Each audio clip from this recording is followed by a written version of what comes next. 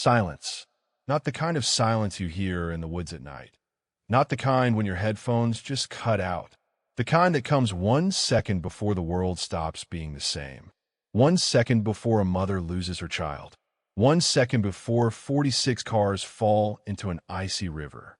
1 second before you realize someone was watching you all along.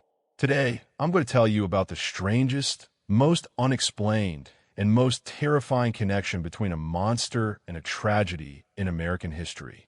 And I'm not going to start with, there are stories, because this wasn't a story. This happened. And here's what happened.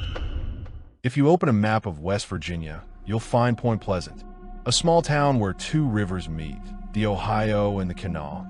In 1966, about 6,000 people lived there. Everyone knew everyone. Kids ran around without a care. Nobody locked their doors.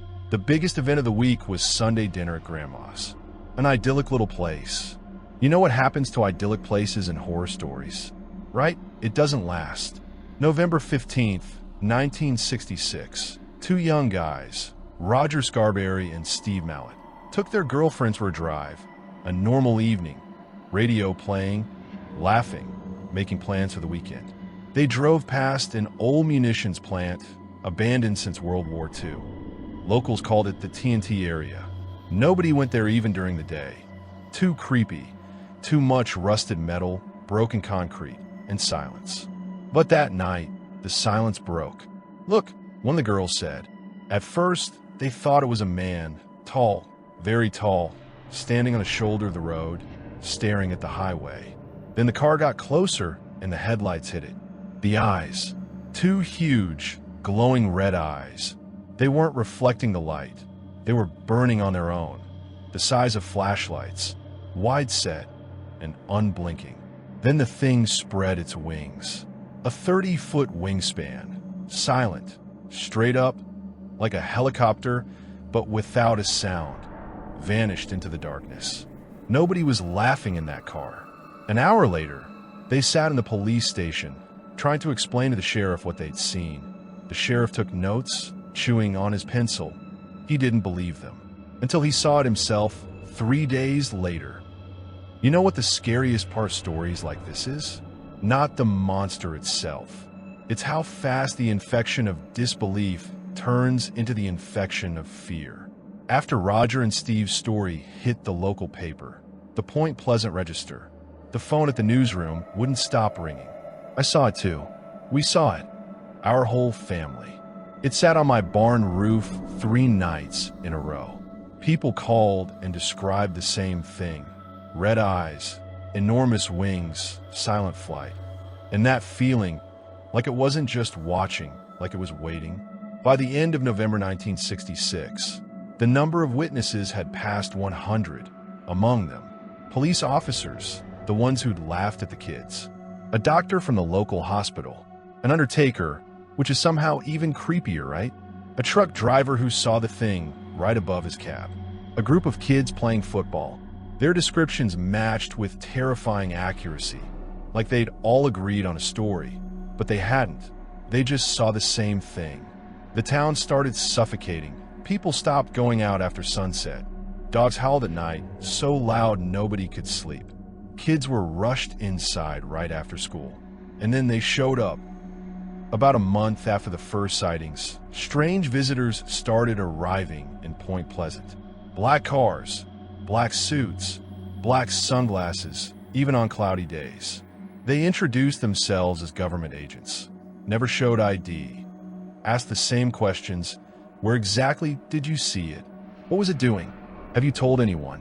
One witness, Woodrow Derenberger, later told reporters, "They knew things about me nobody could know. My mother's name, where I served, what my childhood dog was called. They said, forget what you saw. It wasn't what you think." Then they left. I still wake up at night remembering their faces. They never smiled. Not once. Mary Heyer, a local journalist who was the first to seriously investigate the story, also met the men in black. She described them like this.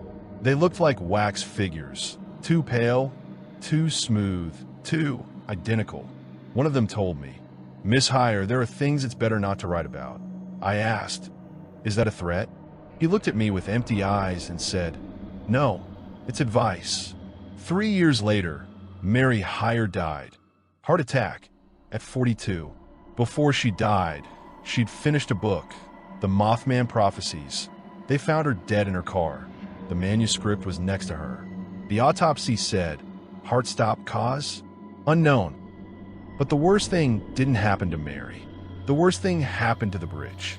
The Silver Bridge connected Point Pleasant to Ohio. People crossed it every day, thousands of cars. It was a symbol of connection between states, between people, between lives. 2 weeks before the disaster, people started noticing something strange. The Mothman stopped hiding. He was seen on the bridge, sitting on the suspension towers, staring down at the water. Seen at dusk and dawn, he didn't fly away when cars approached. He just watched. He was waiting, one witness said years later. I didn't understand it then, but I do now. He was waiting for all of us to fall. December 15th, 1967, 5 p.m. Rush hour. People driving home from work, kids in the back seats, wives in the passenger seats, Christmas presents on the rear shelves, dinner plans. At 5:01 p.m., a sound that old-timers still can't forget. Metal screamed. The main suspension chain snapped. Didn't even snap. Ruptured from a tiny crack that was impossible to spot during inspections. The bridge folded like a house of cards. 46 cars plunged through the ice. 46 people. Some drowned instantly, still strapped in. Others were swept away by the current. They found bodies for weeks. Some were never found at all. That night, nobody saw the Mothman. He vanished. Right when the bridge collapsed, he stopped appearing, like his job was done. Like he'd come not to scare, but to watch. And he'd watched until the end. The official story, a crack in the metal fatigue, an accident. But locals know something else. The bridge had been inspected a month earlier. It was in perfect condition. And they remember something else too. That night, when the bridge fell, several people saw 2 red dots above the river, hovering, motionless, just hanging there in the air. By the time rescuers arrived, the dots were gone. He stood over me. One survivor said, "A man pulled from the water just in time. I was drowning. The water was freezing. I thought I was going to die. And then I saw 2 red lights above me. They were watching me. I screamed, and at that moment, they pulled me out. I turned around. Nothing, just darkness and the screams of the dying." He died 5 years later, drowned in his bathtub. Accident. Today, Point Pleasant is a tourist attraction. They're the Mothman Museum. They sell t-shirts with red eyes. Once a year, there's a festival, and paranormal enthusiasts come from all over America. Locals smile at tourists and take their money for guided tours. But at night, they don't go near the river.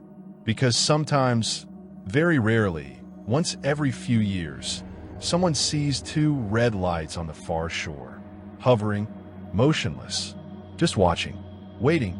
Nobody knows what for.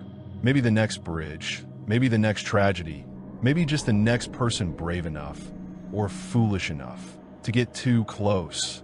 But everyone who lives there knows one thing. He didn't leave. He's just waiting. And next time you look out your window into the dark, remember, maybe something's looking back with 2 red eyes, silent, waiting.